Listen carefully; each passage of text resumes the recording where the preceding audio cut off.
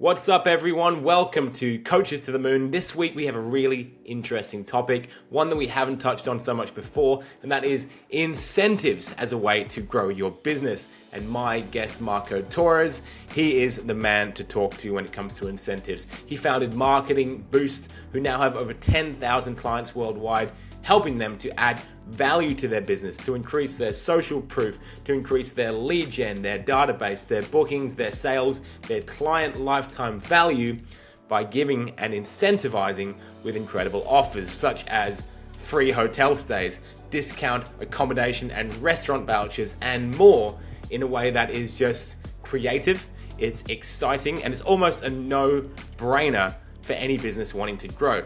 Now, while this is not an infomercial podcast, this is an episode where I believe we are promoting the incredible service that Marco is offering, something that we're really interested in here at To The Moon Digital, and something that if you're a small business owner, or indeed a medium business owner, looking to increase your revenue, your client retention, your sales, this could be something to look into. So I really recommend it. It works worldwide. Check out this episode with Marco Torres on Coaches to the Moon. We're talking about incentives. I really hope you enjoy it. This is Coaches to the Moon, the only podcast you need to skyrocket your coaching business and create true impact on the world. Here's your host, Alex Morris. Welcome back to the Coaches to the Moon podcast, ladies and gentlemen, an episode that's been a long time coming and one I'm very, very excited for indeed. And I'm not just saying that. We are joined by Marco Torres, the founder of marketingboost.com, fellow hospitality survivor, and a man who I'm very interested to chat to about his journey and how he helps businesses to grow through incentives rather than through discounts. Originally from San Antonio, Texas, but now in Florida. Marco Torres, thank you for joining me, mate. Thank you, Alex. Thank you for having me. It's always a pleasure, mate, to speak to someone who, like myself, started off in the grimy, hot, sweaty, standing up world of restaurants, nightclubs, and having, as I believe, an entrepreneurial father as well. And then kind of found their way out. Not to say there's anything wrong with hospitality. It's a beautiful, beautiful industry, but it is one that I dare say can take you one of two directions. One is successful and the other is miserable. Now, let's just chat about that for a moment, mate, because born in Florida, and you worked with your family in restaurants for a few years, yeah? Yeah, it started out, I was born in Texas, actually. I live in Florida now. No worries. But my family was Mexican descendants. My mom and father, first generation growing up in Texas. And then actually they were second. I'm the third generation born in Texas. And so we're Mexican, and we were growing up in Puerto Rico. My father was transferred to Puerto Rico and the Virgin Islands to run a big company that he was transferred with because he was bilingual. But when I got out of high school, man, I went to college for about a year and a half, and I knew it wasn't for me. I was always a terrible student in high school. I was a terrible student in college, and I convinced my older brother and my mother, hey, Mom, you cook Mexican food really good. Every time you throw these huge parties, everybody loves your food. Let's open a restaurant, grand idea.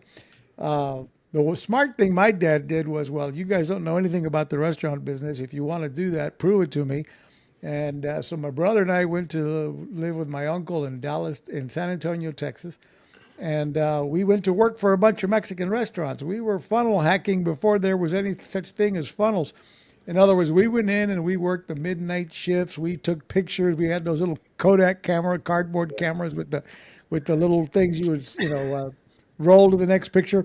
And we'd sneak in those little cameras, and like spies, we were taking pictures of all the inventory, the equipment, the invoice sheets, the pricing, the equipment layout, what equipment, the brands of equipment. And we worked, so we could be the last ones cleaning up the place. And while we're in there all by ourselves, we're taking all the pictures and basically spying on how to do this. Eventually we put together our own plan rather than buy a franchise. And we opened up a Mexican restaurant in Puerto Rico, and then we opened 5 in 5 years. And It was a good run. We ended up selling to Taco Bell, a few of them to Taco Bell when they came. They wanted to get into the island, and we had the lockdown on the food courts that they wanted, and we got out at a good time. Wow, what a story! Ay caramba, bit of recon work on the on the restaurant scene, funnel hacking in the space of enchiladas and arroz con pollo is a very interesting concept, mate. I love that. I love that. And this was all when you were young, and it's so funny how many people have been convinced to run a restaurant because they're good at cookery, right? And then how horrible of a decision that often is. But you guys seem like you did the right thing.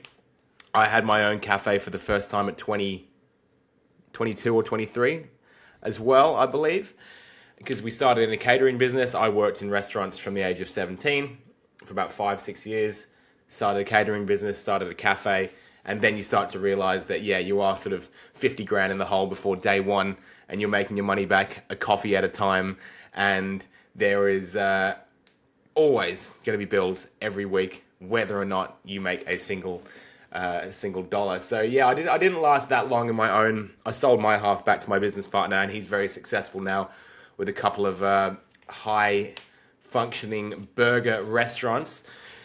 But then you open your own nightclub at 23.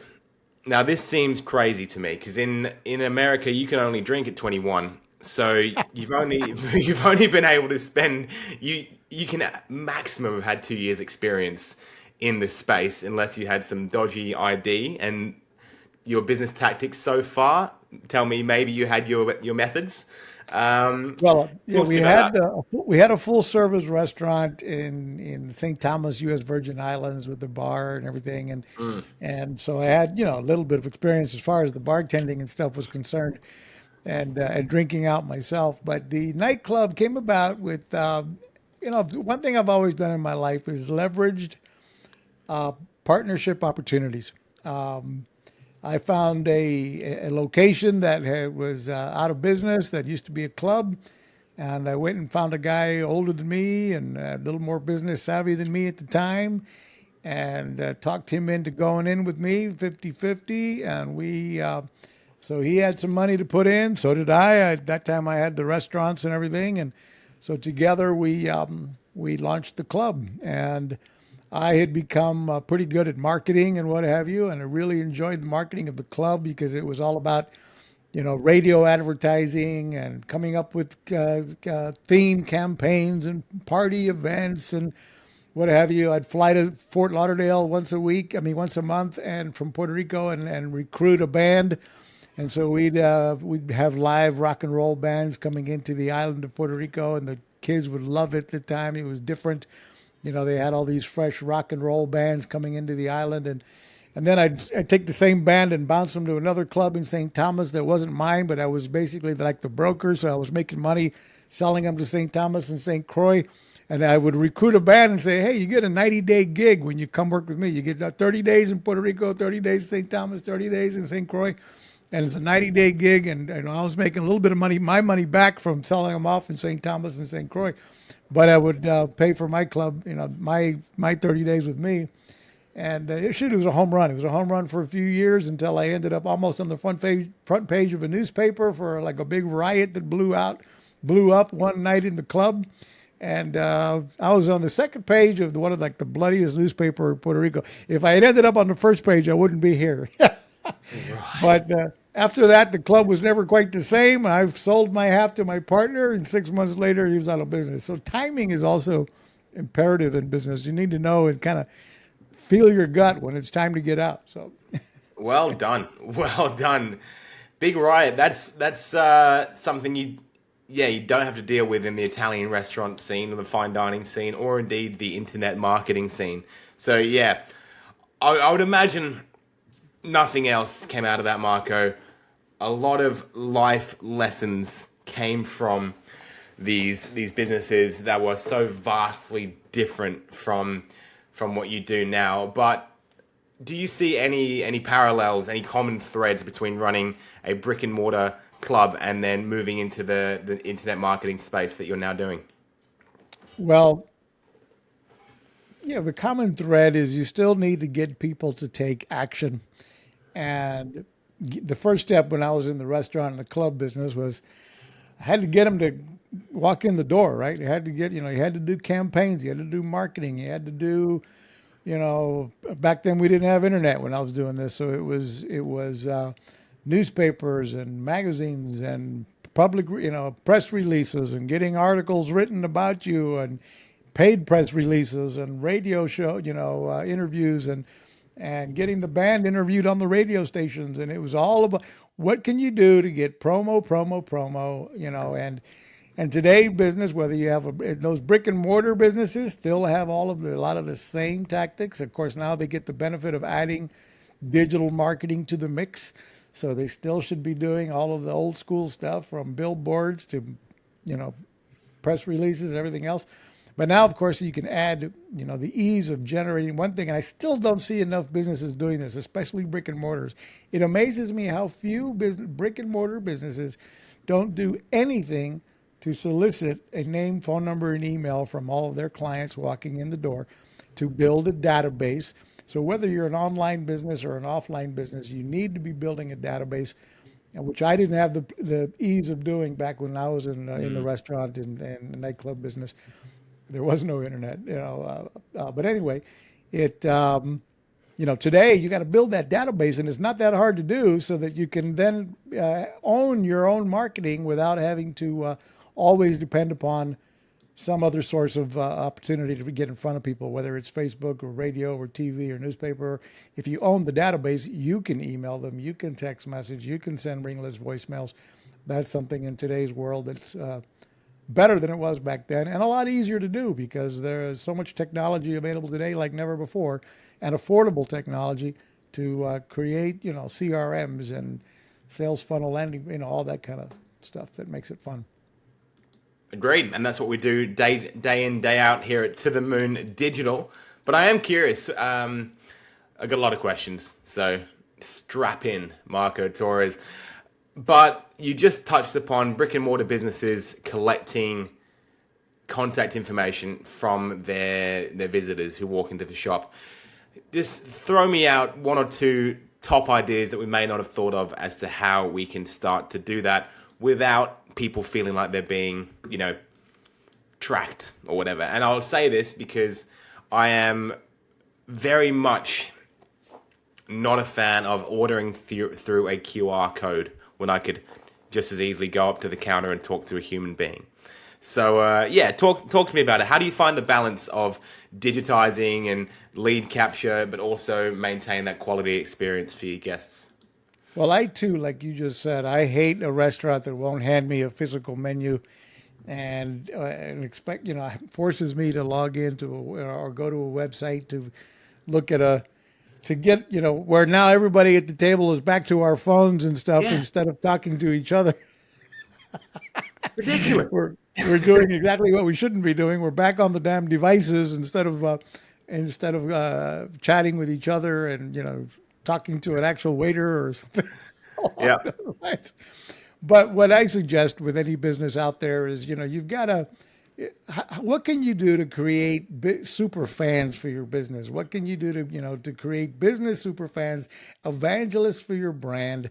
And that's one of the things that we do at Marketing Boost is we kind of provide the wow, surprise, and delight factor for businesses. But, to give you an idea, if you're a brick and mortar, you might want to be coming up with some sort of rewards program. What can you come up with as a rewards program or as a referral and incentives? Tell others about my business. Maybe you come up with a table tents on each of the restaurant tables, or countertop signage that says, tell your friends on Facebook where you're at right now. Pin us on Facebook, and we'll reward you with some sort of incentive.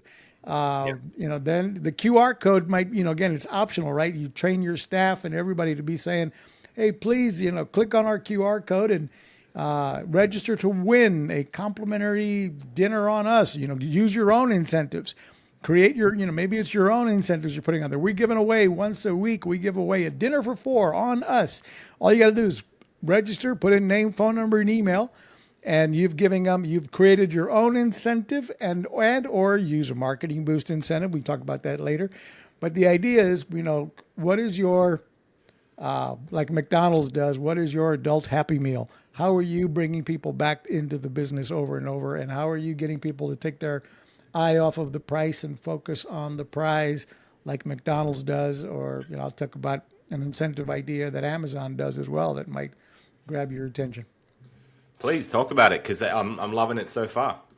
So Amazon, let's think about one of the richest, most powerful online retailer in the world. He came up with an incentive marketing idea back in 2005 that almost all of us on nearly the planet now are using. And we bought into Amazon Prime. We didn't buy into Amazon Prime in 2005 for streaming video. Nobody really was into that just yet. We bought into Amazon Prime because the incentive, the carrot, was free shipping. Free 2-day shipping. Today you can get free, same day shipping, right? But the carrot, the incentive was free shipping, and you paid an extra $70, kind of like a Sam's or a Costco membership. You pay for the membership to have access to purchase at a discount. Well, with Amazon, we paid for that membership to get the free shipping, the incentive. Obviously, huge success. People are loyal evangelists for Amazon.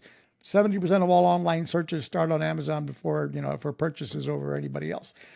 So McDonald's, another idea. They for decades now, they have the Happy Meal. So parents with children are choosing McDonald's over other fast food outlets to the tune of about $4 billion a year in extra revenue that McDonald's can ties to their Happy Meal.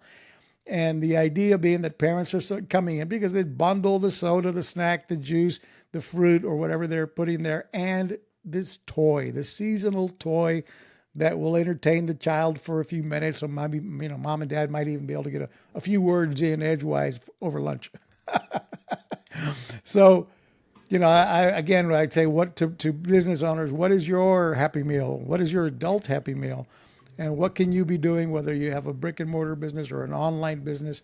What can you be doing to stand out from the crowd? How can you add value to whatever your call to action is, so that so you stand out, so you can create, repeat business? And there's only 3 ways to really build your business at the end of the day. You either need more clients, more customers, or you need those customers to spend more, or to spend more often, or thirdly, to spend more per transaction.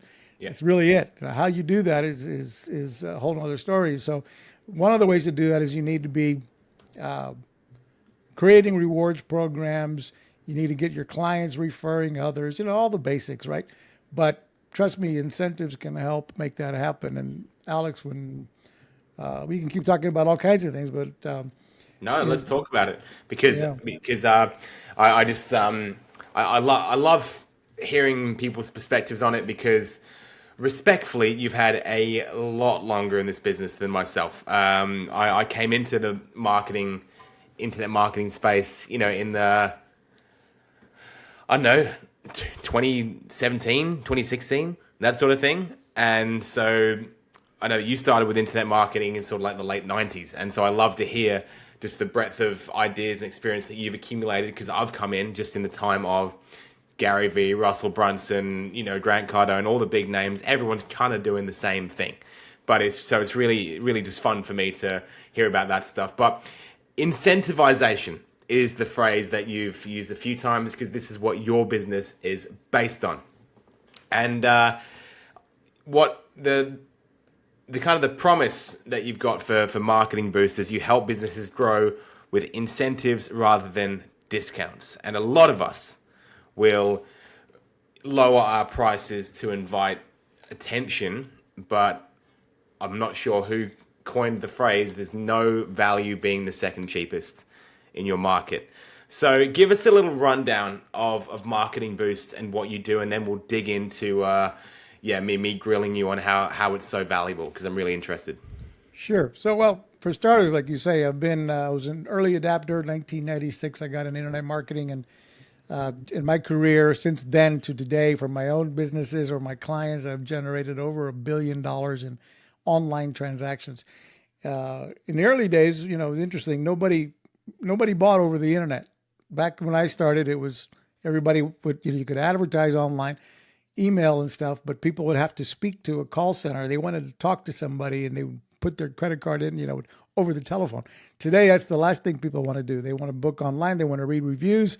They want to buy without talking to anybody. So that's been a definite change over the decades. And the way, the kind of the story of how Marketing Boost was born is kind of a good segue onto how and why these incentives work. We started out, I've been in the travel space since the middle 90s as well. And we launched our own travel business in 2010, and we were doing really, really well. But we wanted video reviews. We wanted testimonials. We wanted that social proof that, by the way, every business, of course, needs today almost as much as anything else. You need the proof that you are what you say you are. You need to set yourself up as the expert, the authority, and have as many reviews written and video as possible. Well, we wanted video. We were selling hotels and resorts around the world, and we wanted video reviews of these properties, but we couldn't get anybody to actually go that extra mile and film us a selfie testimonial. So we came up with an idea to offer them a reward, a bonus, an incentive when they were, now mind you, this tip, Alex, works for any business to this day still. And that is, we do a survey with our clients when we expect them to be at their peak of happiness, which in our case was the day after they check into the hotel. So we'd send them an email and text message and say, hey, how's the hotel living up to your expectation? And we'd say, please give us a star rating of, from 1 to 5. And if we got a 4 or 5 stars back, we would then with automation, send them an email and text message saying, hey, would you do it? We're thrilled that you're loving the hotel. We'd love to ask you a huge favor. If you go the extra mile and film a, hotel review, selfie video from the pool, the beach, the bar, whatever you like best about the property, brag about their hotel brand in ours. We'll reward you with a bonus complimentary 3-night hotel stay on us in Orlando or Las Vegas. Now, we knew that was going to cost us a lot of money, but we wanted those video reviews. And so right away, that worked. We started getting dozens of these coming in, and we were publishing them all over our website, on our Facebook pages, our YouTube, getting the exposure that we wanted, generating hundreds of more sales. But we had to turn that off, that campaign, because it was expensive. When these people raised their hand, I want that free trip you promised, we would have to dig into our pockets to pay for their rooms. And then we thought, man, what could we do to keep this going without costing a bunch of money? We went back to our hotel partners, since we were in the travel space, and we said, look, you've got a problem, and we think we have a solution you're going to like. Let's be honest, your hotel is not full year-round. You've got empty rooms. You fill on certain holidays, peak seasons, special events, conventions, but the majority of the year, 50, 60, 70% of the year, you've got 30, 40, 50% of your rooms sitting empty. Yet you still have the same fixed costs, the mortgage payment, the front desk staff, maintenance people. The only additional cost is the maid service if someone checks in. And so we said, if you can give us access to those empty rooms, rooms that are likely to go empty, we're going to put warm bodies, couples, individuals in those rooms. They're going to likely spend money at the restaurant, bar, casino, gift shop, excursion desk, book extra nights, upgrade room types. And so we got a few hotels to agree to participate on a trial basis in Orlando and Las Vegas. Now we were able to go back to giving, soliciting those reviews for ourselves and rewarding people with a complimentary hotel stay. And guess what? By the way, that website now has over 30,000 video testimonials, more than any other travel website in the world, from people on different resorts and hotels. But that became the idea where we said, wow, can you imagine if we had hotels all over the world participating? We'd have another standalone business. And that's what became marketingboost.com today, where what we do, Alex, is we provide what I call the wow, surprise, and delight factor. We provide business owners the ability to give away complimentary hotel stays from 3 to 7 nights in over 130 destinations around the world. They don't include airfare, food and beverage, or the government taxes and fees have to be paid by somebody. Typically, our members let the end user who receives the incentive cover that. And they just do a disclaimer like I just did with you. And now they have a very high perceived value incentive to add to their call to action, for example. We also offer hotel savings cards in multiple increments, $1, $2, $3, and $500, and restaurant savings vouchers that come in $25, $50, $100, $200. But the idea here now is with those three categories of incentives is how can you incentivize your clients, for example, like we were talking about at the restaurant, click on a QR code to enter to win 5 nights in Cancun. We give away 1 trip a week.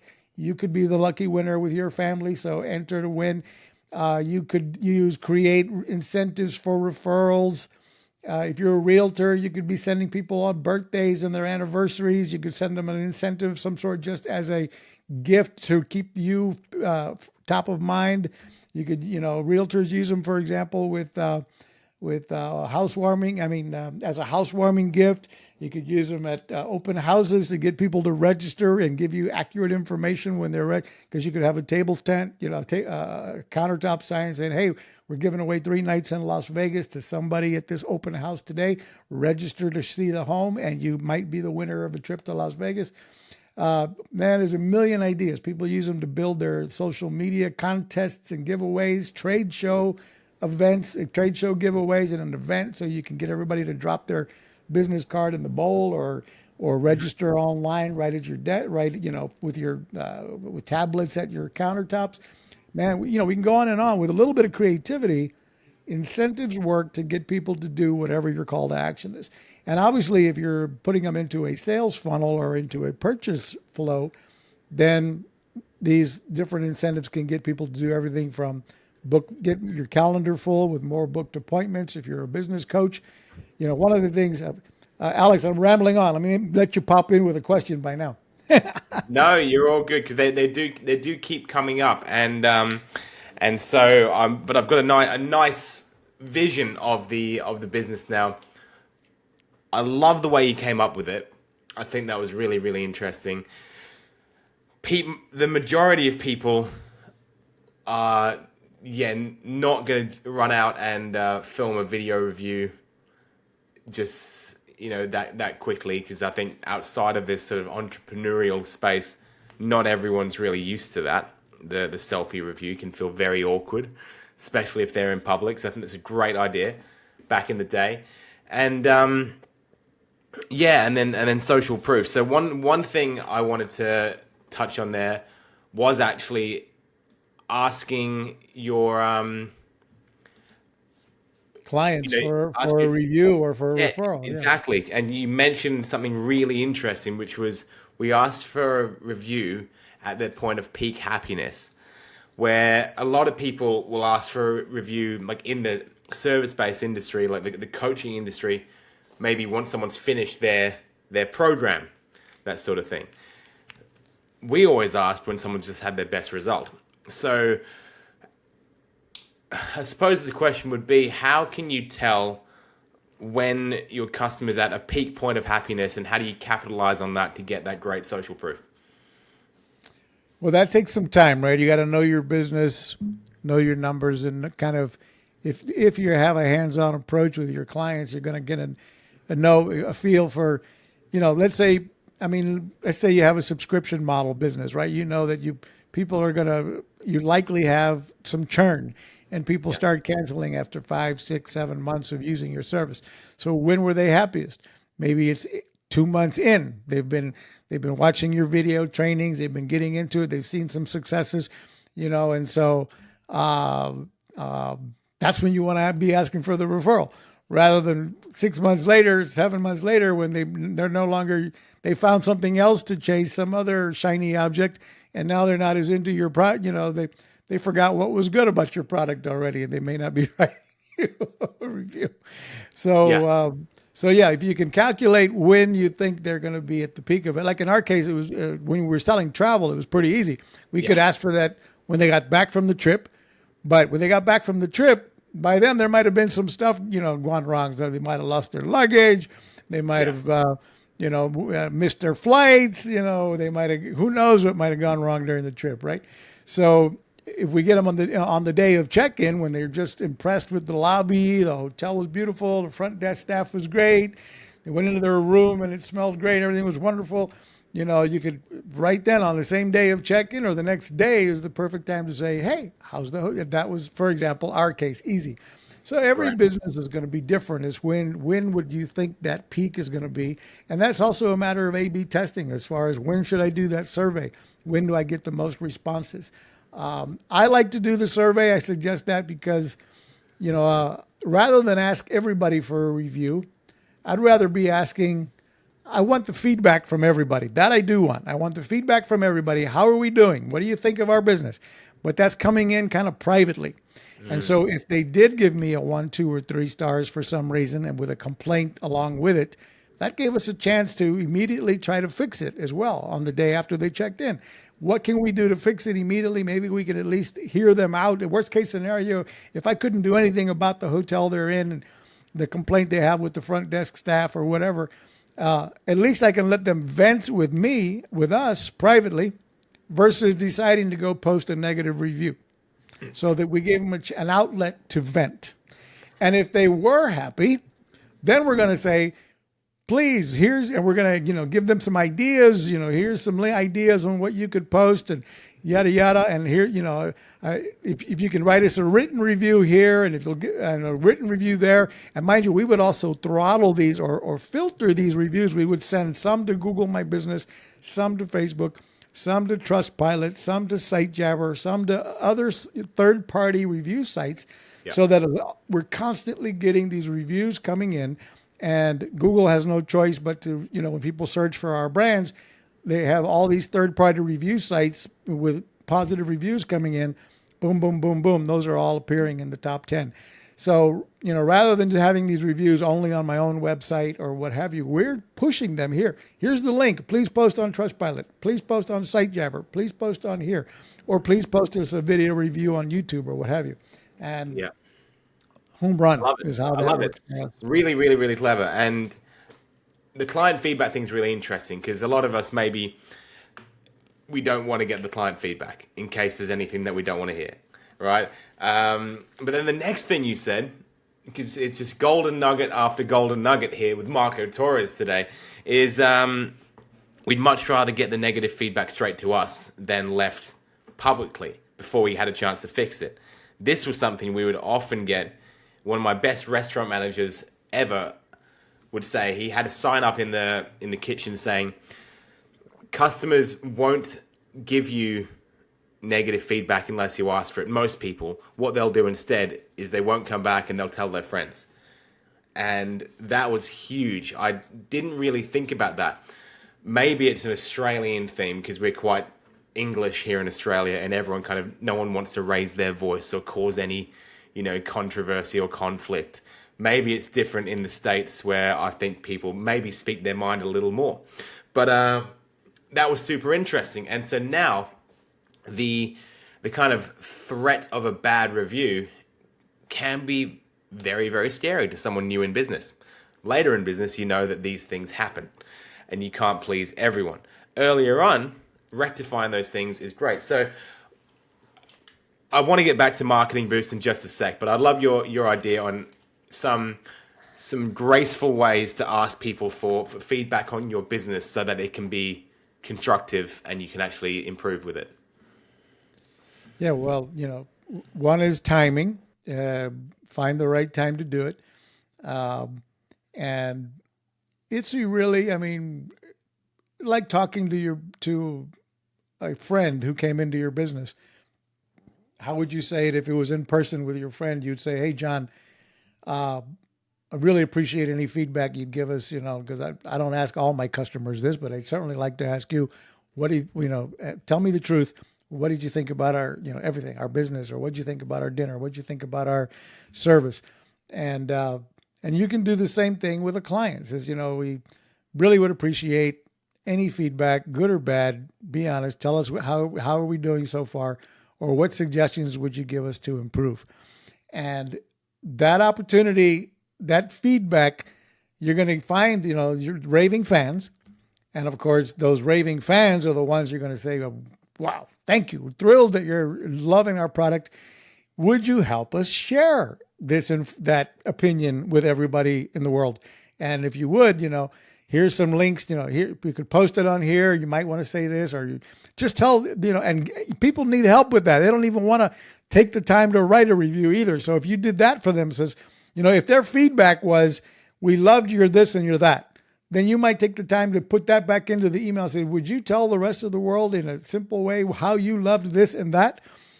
So that they can, oh, that's a good idea. I'll just say what my feedback, and I'll put that into my post, and boom. So you got to make it as easy as possible and as painless as possible for them to make that review. And then I suggest, have people, all of these third-party review sites, they try to charge you an arm and a leg. They're almost like extortionists. They want, SiteJabber, Trustpilot. They want you to join and pay them thousands a month to manage your reputation online. You don't really need to do that at all. All you need to do is have positive reviews going in that you've solicited from the people that gave you good feedback, to post those third-party reviews on those third-party websites. They have no choice but to accept them into, a review about your business. And even if you do get a negative one occasionally, which you likely will if you're doing a lot of business, then you're gonna continue to just have positive new ones coming in all the time and kind of burying any negative that might come in there occasionally.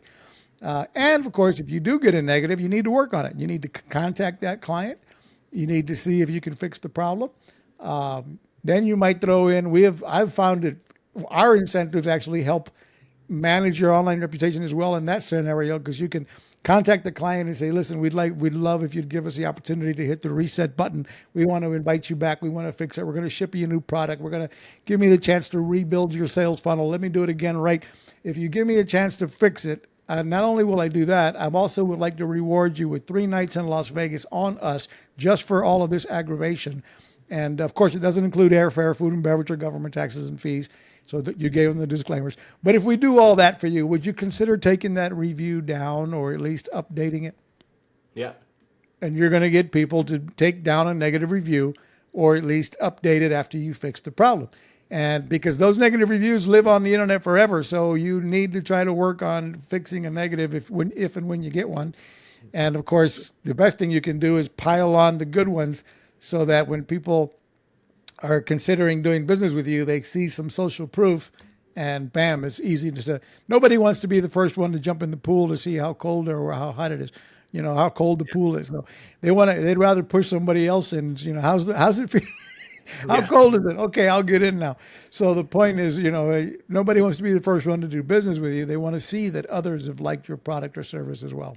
Yeah, it's almost like compound interest, isn't it? Like when getting off the ground in the first place with a business is, you're in first gear, all the energy is coming out, and then just one or two case studies, good reviews lead to more. And then sometimes you find that one person who just blows the business up, that one client, and who posts about it or has such authority in their community or in the space that people cannot help but listen to them.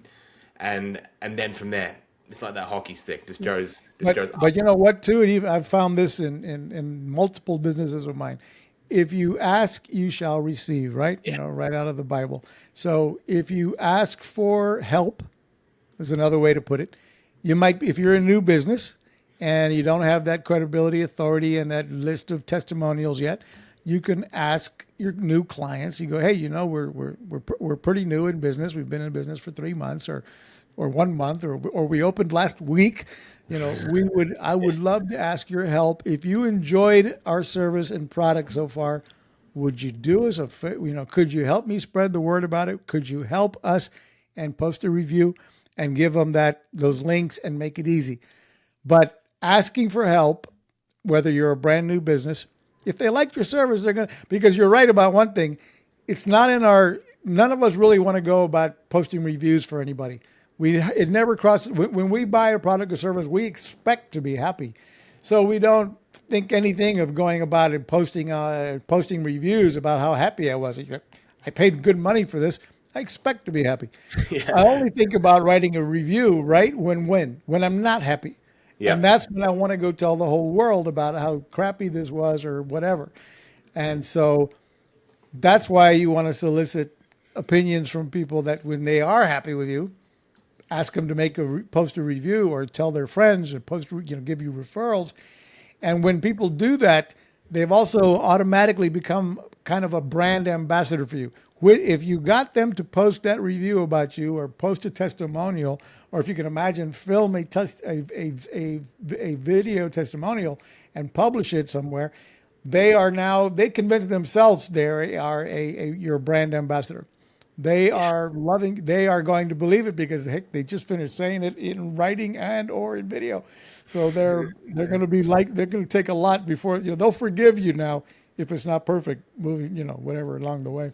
Yeah, I love it, and I also love the idea of just giving someone a free holiday as reputation management as well. What an asset to have! It's almost kind of taking it back to that Mad Men style of business where you're just wining and dining the client, just lavishing them with dinners and gifts, and I feel like that is missing these days because everything's so commoditized that these special touches. Everything's very transactional, commoditized. And these special touches, it feels like old school business and something that we can bring back. And so I'm looking at something here that it says that marketing boost, and transparently, we don't come on this show to pitch things to the audience. We just, when I find something interesting, I'm really interested in it. Marketing boost, it says that people can subscribe to it from $37 a month. So if you're saying, as a business, if I'm paying $37 a month to your platform, that gives me the ability to have access to free hotel rooms, that sort of thing? That gives you the ability to have all of these three categories of incentives that I mentioned: the restaurant incentives, the hotel savings cards, or the complimentary hotel stays. And it gives you the ability to give them away, as many of them as you want, believe it or not. So we created yeah. And you get to use one for yourself. So when you join, you get to select one of these destinations to give to yourself. In Australia, for example, Alex, we have, I don't remember, 10 or 15 destinations that, so you can give one to yourself and you can test one of these incentives out for yourself. And again, they don't include transportation to and from the hotel or, the airfare or driving there. They don't include the food and beverage when you get there, and they don't include the government taxes that are going to be expected when somebody would normally check into a hotel. So that can be paid for by the Marketing Boost member if they wanted to, Alex. If you had a business coach that sold a $20,000 annual coaching program with a nice profit margin in it, he might want to pay the taxes for his client and give them a truly complimentary 3-night hotel stay in Brisbane or in Sydney or what have you, or 7 nights in Phuket, Thailand, and what have you, or Bali, and pays the taxes and fees himself. Or he could say the disclaimer, like most of our clients do: hey, I'm going to give you this complimentary hotel stay. It doesn't include airfare, food and beverage, or government taxes and fees. So you need to pay the taxes and fees. The way it works is the end user pays an activation fee to use it. That covers those taxes and fees when they're going to travel. And then they have 18 months to log in to select the dates. Based on availability, they'll be able to pick a hotel, get instant confirmation, no hoops to jump through, no sales presentations to listen to, no hoops at all to go through to be able to use the incentive. Nice. I like that. It's there's always those catches, like a timeshare thing or whatever, a timeshare presentation when you get somewhere that sounds too good to be true, that really dampens the experience a little bit. But it does sound like a super beneficial, everyone wins sort of idea. And not only for marketing, but for customer retention, rewarding your best clients. You've been with us for 6 months now, or a year with us. Here's a gift on me. And I can say, as a dad of 2 kids and my wife, we just booked a holiday yesterday. Costs a heck of a lot more for 4 people than it does for 1 or 2 people. So I think everything is very very much appreciated, and it's a gesture, right? It doesn't it's like sending out a free shot of limoncello at the end of a meal. It's just a gesture. It doesn't have to be a gesture. Yeah, whether they activate it to use it or not, it's that gesture. It's that positive thing. Yeah. And and they can be used, Alex, to give you some more ideas. In today's world, Right. again, like you mentioned, we're all doing the same thing. We're all following the Brunson. We're all building sales funnels. We're all doing webinars. Well, and all kinds of stuff like that, right? So, one of the ways that we've seen a lot of our clients really knock it out of the park with something as simple as using our smaller incentive rewards, like $100 hotel savings card. They work kind of like a gift card, but they don't pay for the entire hotel stay. There'll be a discount compared to retailers. And, you might say, book an appointment with my team or get on our calendar. Whether you join our service, buy our services or not, we're going to reward you with a $100 hotel savings card for booking the appointment and, of course, showing up on time. So now you can be sending them all your reminder messages saying, show up on time for your 2 o'clock appointment tomorrow. And I'm going to reward you with this $200 hotel savings card, whether we do business together or not, as my gift. So now you've got another, incentive to remind them to show up, and you're going to kill two birds with one stone. One, get more appointments. Two, get less no-shows. Yeah. And what would that do for you or your sales team if you're talking to more people? Likely means you're going to make some more money. That's one thing. For lead magnets, for example. Lead magnets have been popular for, I don't know, a decade or so. Yeah. And so we know that if you're the expert, the authority, you should be putting out content, right? You hear that from Russell, you hear that from Gary Vee and everybody else, putting out quality content. You got to be putting out PDFs with, why you're the expert, giving people information, giving them YouTube video content, inviting them to your webinar for free. Well, one of the things you can be doing is saying, for example, if you download my PDF, I'm the expert realtor. I'll teach, download my PDF on how to sell your house faster than anybody else, or how to buy a house with bad credit, or whatever your expert is at. And then you might say, when you download my PDF, we're also going to give you a $100 restaurant savings voucher. Yeah. Just for entering your, when you download our PDF, or we're going to give you a $100 hotel savings card when you subscribe to our newsletter and download our PDF. So you're adding another goodie, another cherry on top to help people, give them that reason to give you an accurate name, phone number, and email to build your database so that you can nurture that prospect into a client little by little. And you did that in part by offering them something attractive up front. I absolutely love it. Or you can add it, dangle it as the carrot. You got a lot of coaches on your listener base here, business coaches selling high ticket items. And of course they need people to do what? They need people to pay for not just the first time. They need, ongoing payments for 6 months, for a year. Hire me as your coach. It's going to take us working together for 3 to 6 months before you're going to see us implement all of these strategies into your business. So I'll tell you what, when you hire us today, if you pay in full for 6 months in advance, here's a reward we have for you. 7 nights in Phuket, Thailand. Or if you, on your 6 months anniversary, when we work together for 6 months, I'm going to reward you with this bonus. Or when you reach 1,000 points at my cafeteria, at my coffee shop, when you bought 1,000, we have one chain of coffee shops. They have a rewards platform, and when you earn 1,000 points, which is equivalent to $1,000 worth of coffee and snacks, you earn some rewards. And of course, those are, they use the Marketing Boost rewards when they reach those higher levels of usage. So there's, again, it's whether you use Marketing Boost or not. It's like you said, we're not an infomercial here. I don't want to be. And I'm sorry if I came across like no, not at all. But the point is, whether you use Marketing Boost incentives or not, create your own. Yeah. What can you do? If you're a business coach, you might say, here's an idea for your own incentive. When you pay for 6 months in advance, you get the 7th month free. Instead of me discounting from, hey, my normal price is $10,000 for 6 months. If you pay for 6 months in advance, it'll cost you $8,000.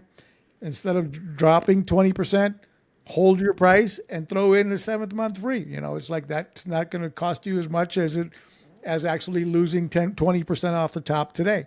So, or what else can you add free? Another idea, Alex, I've taught people to do is collaborate.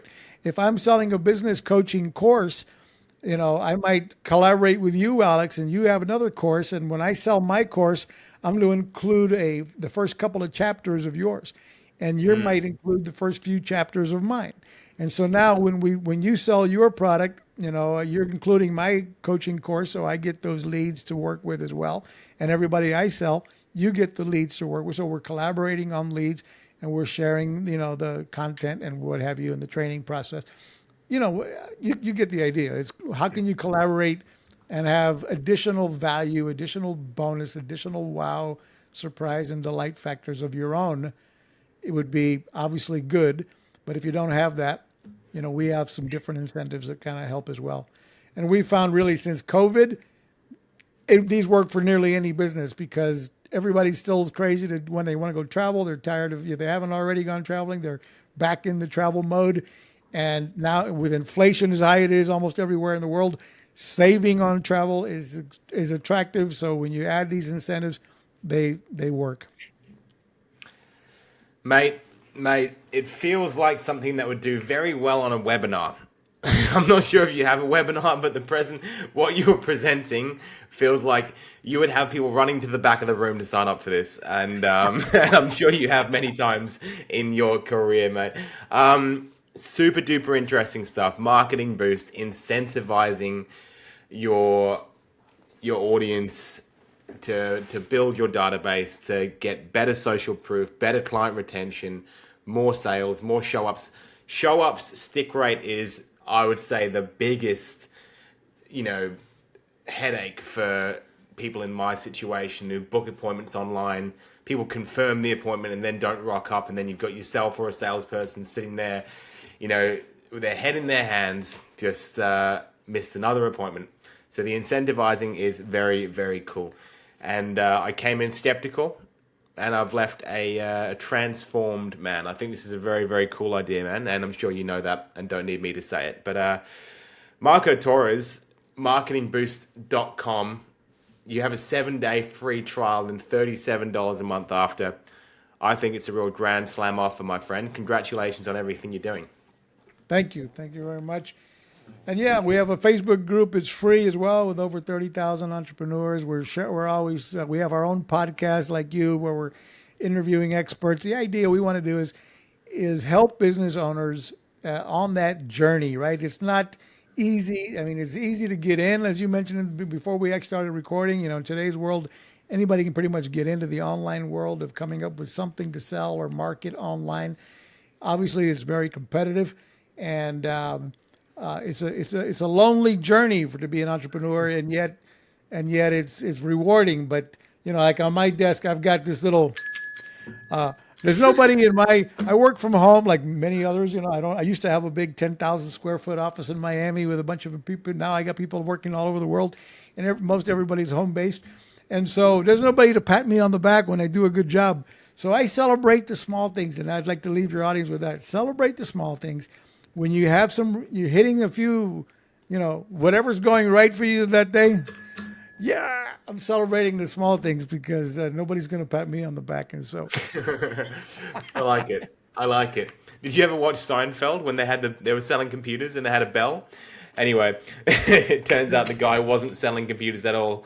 He was just going crazy and just rang the bell every time he hung up the phone. And made everyone think he was doing great, but he was actually just losing his mind.